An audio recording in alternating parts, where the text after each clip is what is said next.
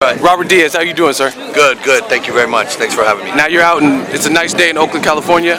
Yeah, it's a good welcoming. I mean, normally it's not this sunny, and I welcome it. Welcome it. So you have a fighter with Golden Boy, Jojo Diaz. He's going to be on the undercard on the HBO event. What can you tell the fans about him? Well, his style. It's going to be a terrific fight. I mean, both kids are promoted by Golden Boy. Jason Velez in co-promotion with Miguel Cotto Promotions. Joseph's been his whole career from the Olympics, turned pro with us. It's a can't miss. I mean, you got Mexico, Puerto Rico. Every time you have Mexico, Puerto Rico in the ring, it guarantees it delivers. It gives the fans great fights. You got a hungry kid in Jason Velez who's coming off his first loss. Didn't have to take this fight. Could have gone an easy route, take a couple tune-ups, get a couple wins, and then say, all right, I'm ready to take the next level. He did it. That shows confidence, that shows hunger, that shows a fighter that's willing to risk it in order to be great, dare to be great. Joseph Diaz, on the other hand, tremendous fighter, Olympian, young kid, has all the attributes. I mean, skilled, and it's his debut on HBO. So both fighters have a lot to prove. That's why I tell the fans, don't miss this fight. It's going to be fun.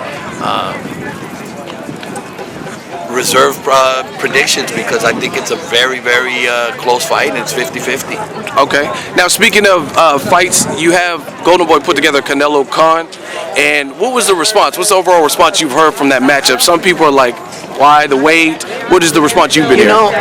You get used to it. You're not going to make everybody happy as fighters. Whenever they fight somebody, there's always going to be the critics. There's always going to be, yeah, but what if, what if? Let's remember one thing. I mean, Amir Khan's never been in an adult fight.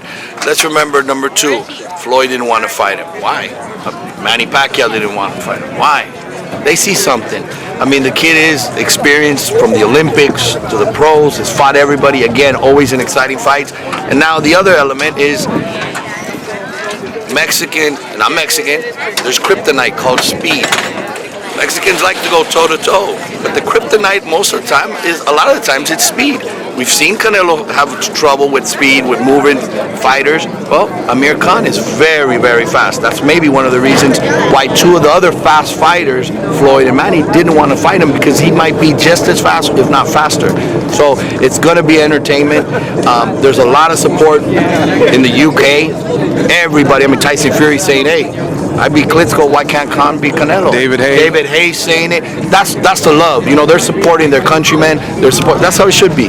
A lot of times here you get, you know, some people are saying, yeah, it's going to be exciting, it's fun. Oh no, the weight.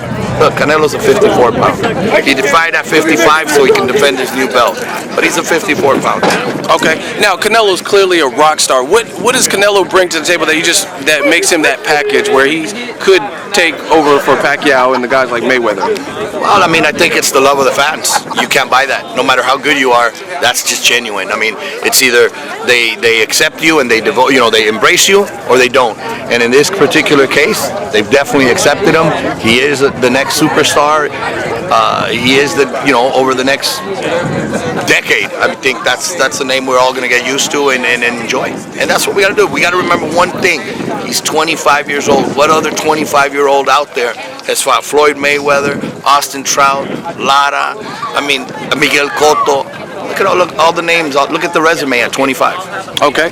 And you're christening a brand new arena with the T-Mobile Arena in Las Vegas. How does it feel to be in that brand new arena for a boxing event and being the first boxing match? It's exciting. It's always one thing with Golden Boy Promotions. We've done a lot of first steps and taken these new approaches, and they paid off. And I invite all the fans to if you can't make it there, obviously watch it on pay-per-view, but try to be there because it's the first. Mauricio Herrera brought up to me the other day. He's like, look, last fight I had with Hank Lundy, I closed an arena. Now I'm opening one. So, there's fans should go, man. They're going to have a hell of a time. Definitely. And if you could just briefly talk about the Canelo Khan undercard that was just put together and what the fans can expect from those matches. Opening up the card on May 7th will be Patrick Teixeira, a young Brazilian kid that we have that throws punches and bunches. I mean, the guy just keeps coming, undefeated. just throwing. He wants to come and make a name for himself. He knows this is a big stage. All eyes are going to be on him. And he's fighting Curtis Stevens, a very experienced, very hungry. We're doing that fight in association with our friends at Main Events. And it's going to be an exciting fight. It's going to see where Patrick really is, because we know with Curtis Stevens, we know where he is. He's coming to win. The next fight in the card would be Mauricio Herrera, who was scheduled originally to fight Lucas Matisse, and now is going to fight a young, hungry lion that we have, and that's Frankie Gomez. So you have the experience, the teacher against the student. The co-main event will be David Lemieux against Glenn Tapia, and that's a fight that, however long it lasts, Barn burner. it is fireworks, man, because both guys come to bring it. Both guys can punch, both guys can get hit. So expect a couple knockdowns and a knockout finish there before we go into the main.